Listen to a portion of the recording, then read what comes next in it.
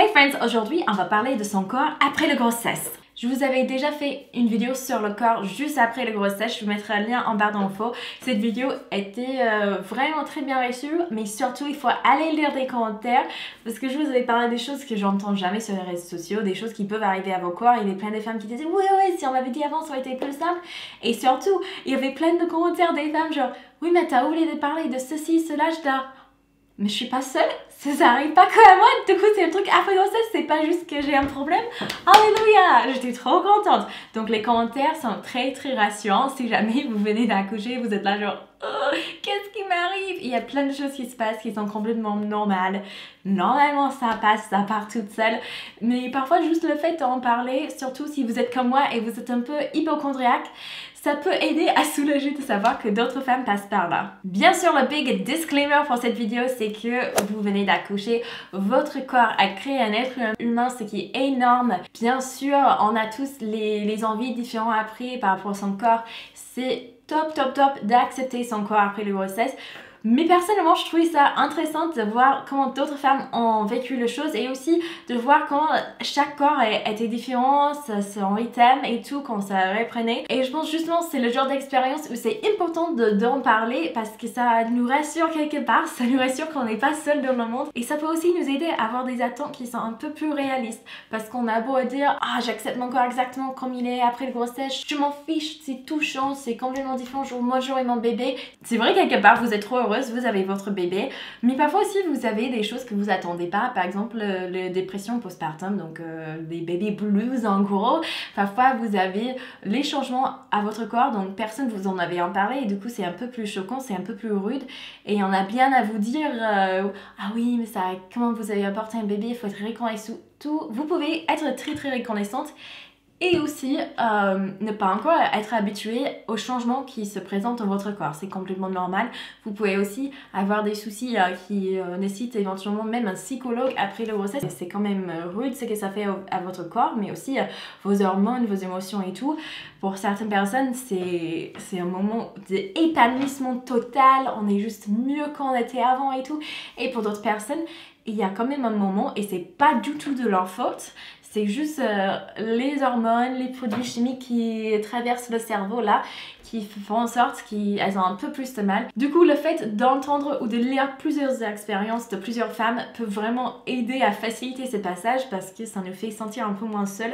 D'ailleurs, il y a Je ne suis pas jolie, donc Léa, qui a fait un article vraiment super sur son blog. Elle a une expérience très différente que le mien, donc je vais vous mettre un lien dans le barre d'infos. Au moment où vous regardez cette vidéo, il est bientôt 1 an et demi et même après l'accouchement. Mais je voulais vous parler principalement de cette première année parce que c'était là où des choses ont bien changé. Et on va commencer avec les vertigures parce que... Est-ce que j'en ai eu? Oui, j'en ai eu genre 2-3 jours avant l'accouchement, mon ventre a pété. Mais il faut savoir aussi, je suis d'une taille petite à moyenne en fait, je suis pas une personne très grande.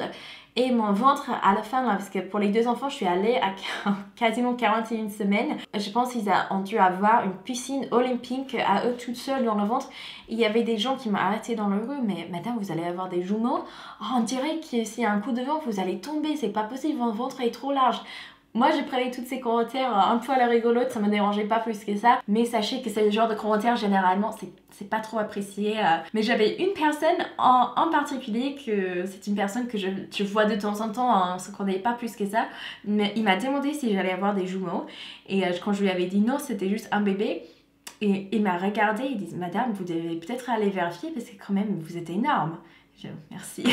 Ce commentaire-là, j'en ai rigolé parce que c'était une personne âgée et tout, mais c'est un peu, ça peut froisser certaines personnes, donc faites vraiment attention avec ça si jamais dans votre entourage il y a des femmes enceintes, c'est important. À ce point, je me suis dit c'est miraculeux, j'ai pas du tout de vergiture, j'ai trop de mal à dire ces mots. Et puis comme je vous avais dit, 2-3 jours avant l'accouchement, ça a pété juste sur un côté. C'est trop bizarre d'ailleurs parce que quand j'ai passé par la puberté, j'étais pas même d'une très grande taille, j'ai pas pris énormément du poids mais juste la puberté toute simple. On aurait dit que j'étais attaquée par un tigre sur les jambes, j'ai toujours des cicatrices et tout.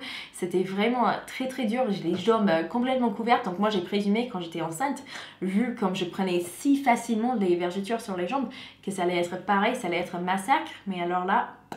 presque pas du tout. Il y avait ça a pété un petit peu sur le côté ici avec Isaac, pas avec mon première grossesse, mais avec le deuxième. Et 1 an plus tard, on les voit quasiment plus. Il faut savoir qu'ils sont là, il faut les chercher quoi. Sinon, on remarque rien du tout.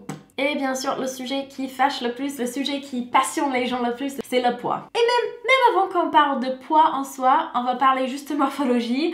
Juste après le grossesse, j'ai eu une ventre qui, vous savez, juste après d'avoir accouché, normalement, vous gardez votre petite ventre de 4-5 mois qui ne veut pas rétrécir et tout. Moi, si vous voulez pas partir après la grossesse, après les régimes, le sport et tout, j'avais quand même un ventre, on dirait encore, si je portais des habits un peu serrés, que j'étais enceinte. Pas juste, oh elle a un peu trop mangé, mais vraiment enceinte et ça m'a beaucoup dérangée. Mais au moment où j'ai changé de contraceptif, le lendemain, mon ventre est parti. Donc je crois que c'était de l'eau en fait qui serait tenue avec le contraceptif, je sais pas quoi. Mais littéralement, ça faisait un effet genre... Un jour, je me suis levée et je n'avais plus cette ventre qui était un peu impressionnante en fait, si vous voulez. Le poids en lui-même me dérangeait pas plus que ça, mais c'était plus le fait que c'était pas du tout proportionnel avec le reste de mon corps. Ça m'a dérangé quand même. Et je portais encore même pendant des mois après la grossesse mes vêtements de grossesse et j'arrivais pas à mettre tous les pantalons hauts. Pas possible que si ça m'allait au niveau de ventre, c'était 3-4 fois trop grand dans les jambes. Parce que j'ai les jambes qui ne prennent pas énormément de poids. Ça, c'est pas l'endroit où je stocke du poids. Je vous cache pas du tout que je suis contente que ça soit parti. Bien évidemment, la grande majorité des femmes qui sont en bonne santé prennent du poids pendant la grossesse. C'est complètement normal. C'est sain, c'est top, il n'y a pas de souci. Et après la grossesse, on le perd toutes à un rythme très différent. Chaque grossesse, c'est un rythme différent. Avec ma première grossesse, je faisais rien de différent. J'ai continué à manger comme d'habitude et tout. Et c'est perdu lentement, mais au fur et à mesure de la première année, à la fin de 12 mois, j'étais comme ça. J'étais à 1 kg à peu près, plus ou moins de là où j'étais avant la grossesse. Et j'étais très contente avec ça. Je me suis dit, bah voilà, suffit de reprendre un rythme de vie sain, faire un tout petit peu de sport et ça se perd toute seule. Il y a des mamans qui sont là, qui connaissent où ça va aller. Alors avec bébé numéro 2, c'est pas passé comme ça du tout. Au départ, juste après l'accouchement, j'ai commencé à rapidement perdre du poids. J'étais contente, je dis ça va être comme la première fois, j'ai perdu assez rapidement, je suis cool. Ça descendait petit à petit, mais quand même ça progressait quoi. Et au bout de 3 mois, j'ai décidé de changer de contraceptive. Et là, impossible de perdre 1 seul gramme.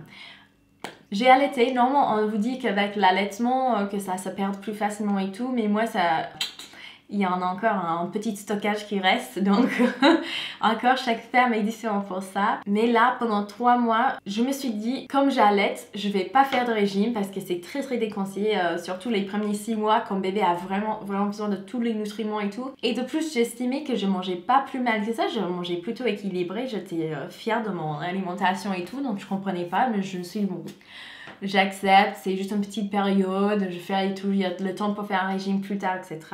Donc 6 mois de bébé arrive, il commence petit à petit à manger des carottes, les petits purées, des petits trucs, I don't know how to say it, des petits morceaux, etc. Et je me suis dit là, je vais commencer à en perdre et là toujours pas 1 seul gramme. Donc vers 7 mois de bébé, quand il dépendait plus exclusivement du lait maternel, j'ai commencé à vraiment faire un régime, mais du régime, un truc où il y avait assez de calories, c'était tout super bien calculé, hein. Plein de légumes, plein de fruits, essayer de faire des trucs vraiment que je savais normalement ça fait perdre du poids. Et je faisais du sport au moins minimum 30 minutes par jour. Que dalle, j'ai pas perdu 1 seul gramme au bout de 4 mois. J'ai resté à un point où j'étais juste légèrement en léger surpoids. Donc je mangeais super bien. Je déteste faire des exercices, je déteste faire ça. Mais je le faisais avec bonne volonté parce que je me suis dit si c'est ça qu'il faut pour remettre un peu mon corps là où il faut. Mais impossible de perdre 1 seul gramme, peu importe ce que je faisais. Et donc, je me suis dit, je vais me mettre aux Weight Watchers. Weight Watchers, quand vous venez d'accoucher, au départ, avec l'allaitement, ils sont super. Ils vous donnent beaucoup plus de points parce que vous avez besoin de plus de calories pendant que vous allaitez. Et ça vous suffit largement pour les premiers 6 mois. Par contre, si vous commencez avec les deuxièmes 6 mois de bébé, donc 6 mois à 1 an, là, c'est plus compliqué parce que bébé, il dépend encore principalement sur le lait maternel. Donc, votre corps est en train de produire encore beaucoup de lait. Il y a des journées où bébé, il va en manger qu'une cuillère de carottes et c'est tout. Il va plus rien manger le reste de la journée. Mais du coup, vos points Weight Watchers qui vous dit combien vous pouvez manger, les quantités, etc., ça diminue par presque 2 quoi, ça diminue énormément. Et j'avais faim, mais j'avais payé pour faire le régime, donc je me suis dit c'est pas grave, je peux manger autant d'œufs, autant de légumes et autant de fruits que je veux. J'ai essayé de me gaver avec ça, mais ça me rendait malade après et j'avais encore faim, ça me satisfaisait pas du tout.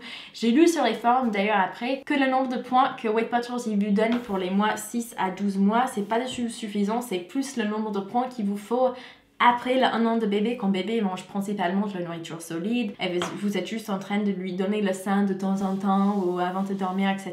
Et ça vous prenne pas énormément de calories. Donc pour les mamans qui vont faire Weight Watchers, si jamais vous passez par la période 6 à 12 mois, les autres mamans ont conseillé de faire 2 points par tétée par jour. Donc si votre bébé il tète encore 5 fois par jour, vous allez prendre 10 points de plus plutôt que le nombre de points qu'il vous donne parce que c'est pas suffisant. Il y avait même les mamans que j'ai lu dans les forums quand elles ont essayé de rester restreintes dans le nombre de calories que Weight Watchers donnait, elles prenaient du poids et une fois qu'elles augmentaient le nombre de points pour que ça corresponde au nombre de tétées par jour, ben là, ça allait toute seule, ça allait beaucoup mieux à perdre du poids, etc.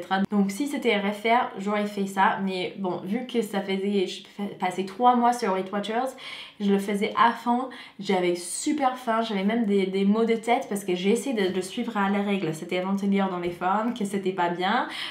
Du coup, j'ai essayé de vraiment suivre la lettre. Ça me convenait pas du tout. En plus, je voyais mon argent partir pour rien parce qu'au final, j'avais faim et je perdais pas du poids. C'était un truc hallucinant. Je me dis, avec tous les régimes que je fais, avec le sport et tout, comment c'est possible que j'arrive pas à descendre à un chiffre qui est dans un taille poids normal en fait.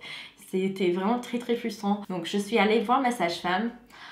On a changé la contraceptive et voilà. Au moment où on a enlevé la contraceptive, par rapport au changement dans ma vie en ce moment et des chamboulements d'emploi de temps et tout, j'ai passé 1 ou 2 mois où je faisais plus de sport, je mangeais très très très mal, des trucs vraiment fast, rapides parce que j'avais pas le temps, c'était un peu prise de tête. Et pourtant, en mangeant mal, en ne faisant pas de sport, en changeant la contraceptive, le poids commençait à se perdre toute seule. Depuis septembre, c'est que 100 grammes par là, que 100 grammes par là. Mais au final, j'ai perdu environ 4 kilos, ce qui n'est pas rien. Une fois que j'ai commencé à faire, je vous en avais déjà parlé de Ketok, que ça m'aide vraiment à faire les choses plus rapidement, qui me livre la nourriture à la maison et tout. Je peux faire des repas, j'ai des recettes devant moi qui sont déjà choisies, etc. Je perds un tout petit peu plus vite, mais encore pas trop vite non plus. Et ça me convient. J'aime bien ce rythme de revenir à mon poids d'avant tout doucement, mais c'était vraiment pour moi le contraceptif. Je suis convaincue que c'était ça qui a fait que je perdais pas de poids parce que j'en avais essayé plusieurs choses. J'avais passé 9 mois sans pouvoir perdre un seul gramme malgré tous les efforts, il n'y avait rien qui bougeait du tout. Et parfois même je mangeais, tu vois, j'allais avoir une journée où je mangeais un tout petit peu mal entre guillemets, je trichais un peu et ne pas augmenter le lendemain, je me suis dit pas possible là. Actuellement je mange plutôt bien avec bien sûr des petites bêtises à côté. Je commence tout doucement à reprendre le sport, donc peut-être pour 2019 ça va se perdre un tout petit peu plus rapidement. Actuellement j'ai encore 5 kilos à perdre avant d'être à mon poids avant la grossesse. Peut-être je le perdrai jamais, mais au moins maintenant je ne suis plus dans la catégorie où je suis surpoids. Maintenant je suis dans un poids qui est correct pour ma taille. Je me sens beaucoup mieux physiquement aussi et j'ai quand même envie, je vous le montre pas du tout, j'ai envie de reprendre ma taille d'avant. Je sais que c'est un peu controversé, mais il y a beaucoup des femmes qui ont le cancer de sein dans ma famille assez jeune et une des meilleures méthodes pour prévenir contre les cancers de sein, c'est de garder un poids qui est sain et qui est équilibré, de manger correctement. Donc pour moi c'est bien plus que juste superficiel, mais s'il y a une chose superficielle qui me pousse, c'est que mon paire de jeans préféré, c'est dans le taille que j'étais avant la grossesse et j'ai pas envie de racheter plein de vêtements, refaire ma garde-robe. Actuellement, j'ai une garde-robe qui est hyper restreinte avec les tailles qui me correspondent et tout.